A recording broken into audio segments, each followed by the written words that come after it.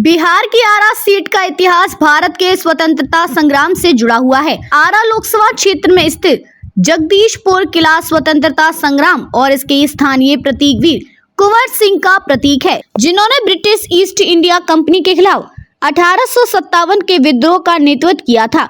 1980 तक इस निर्वाचन क्षेत्र का प्रतिनिधित्व केवल 2 सांसदों ने किया था, बाली राम भगत जो यादव जाति से थे और चंद्रदेव प्रसाद वर्मा जो कुशवाहा जाति से थे। आइए जानते हैं क्या है आरा का चुनावी समीकरण और क्या चाहती है यहाँ की जनता। हाल ही में पार्टियों और राजनेताओं द्वारा अक्सर जगदीशपुर का वर्णन किया जाता रहा है।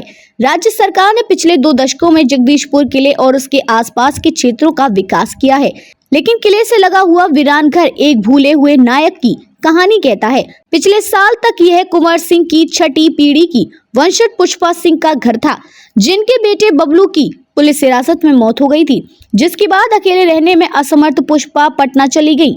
वह सत्तारूढ़ एनडीए गठबंधन द्वारा कुंवर सिंह के वंशजों की उपेक्षा से हताश हैं और इसे स्वतंत्रता सेनानी का अपमान बताती हैं। पुष्पा का सभी पार्टियों से मोह भंग हो गया है।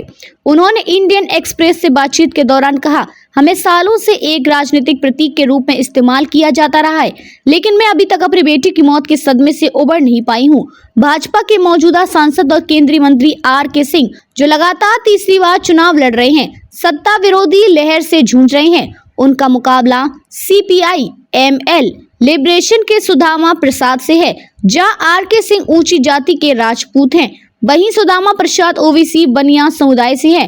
प्रसाद को मैदान में उतारकर इंडिया गठबंधन एनडीए के पारंपरिक बनिया वोट बैंक को विभाजित करने और मुसलमानों और यादवों के अपने वोटों के साथ ही और दलितों और अत्यंत पिछड़े वर्गों को जोड़ने की उम्मीद कर रहा है। केंद्र की मुफ्त राशन योजना और स्थानीय जातीय समीकरणों के बीच टकराव यहाँ भी स्पष्ट है।